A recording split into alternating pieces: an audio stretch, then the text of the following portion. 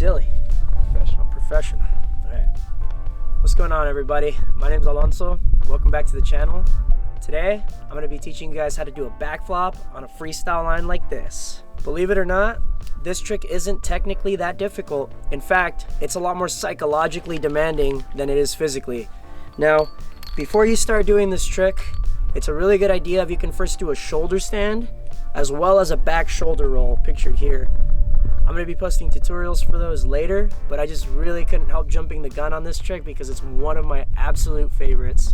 Once you got your shoulder stands and your back shoulder rolls, you're ready to get started on the backflop, so let's go. Before we get started on the backflop though, if you haven't already, I'm going to ask you guys to hit the buttons down below. Don't forget to subscribe so you see when the other tutorials come out.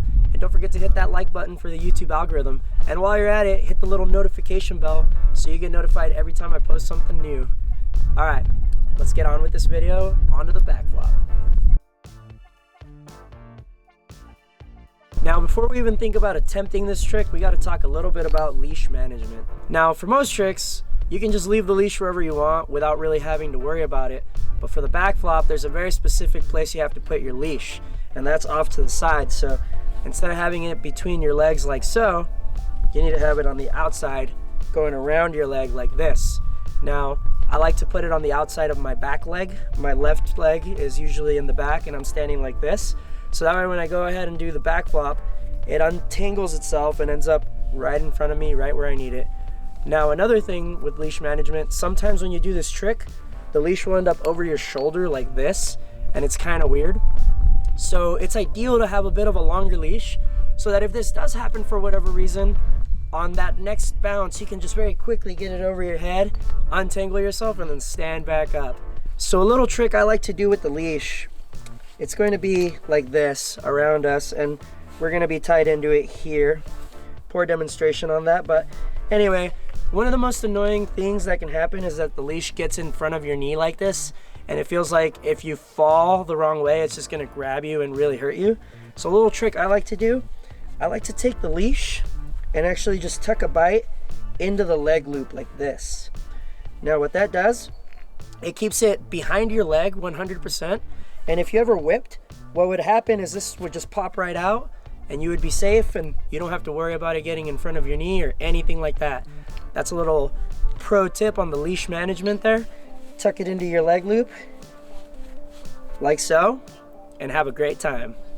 Now that you've got leash management, let's go into the psychological aspect of it.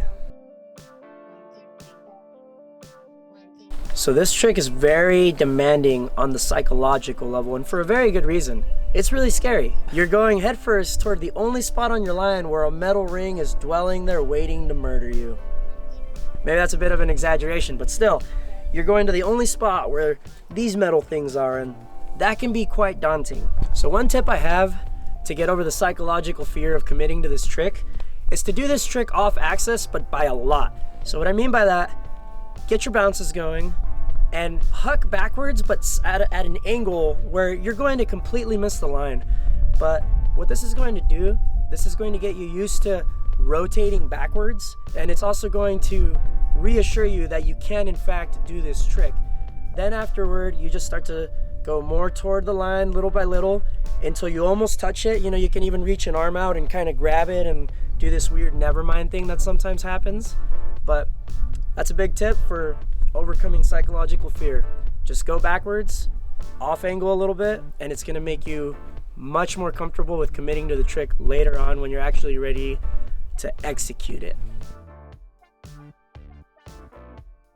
So really quickly, let's talk about the timing and the bounce that you're going to need to execute this trick.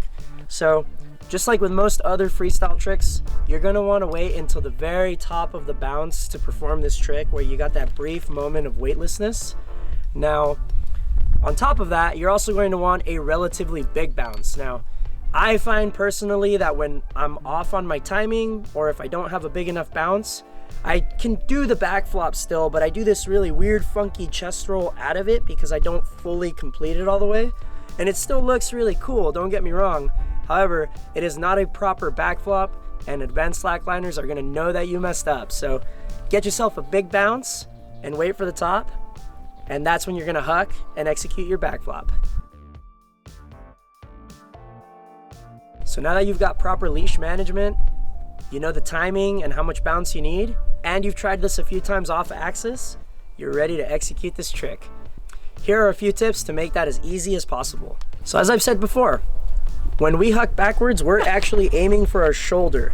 I do my shoulder stands on my right shoulder, so when I go back, I purposefully try to open my right arm in order to give myself a little cavity here that is much easier to hit on the slack line when hucking backwards. The second, and I think biggest tip that I can give you for this trick is to open your legs as soon as you start to do it. Now, opening your legs does two things. One, it makes you smaller in that axis of rotation, which allows you to actually spin faster. It's like if you were doing a backflip on a trampoline and you decide to tuck, you're gonna spin a lot faster. Two, it keeps you balanced left and right, so it keeps you from going too far off axis or falling off the line.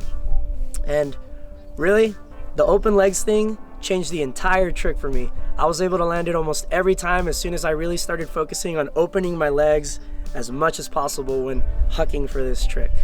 With that being said, those are all my tips, tricks, and information on the backflop. Go out, give this trick a try yourself, and let me know how it goes down in the comments. As I said before, if you guys enjoyed this video or found it helpful, don't forget to leave some love on this video. Hit all those buttons down below.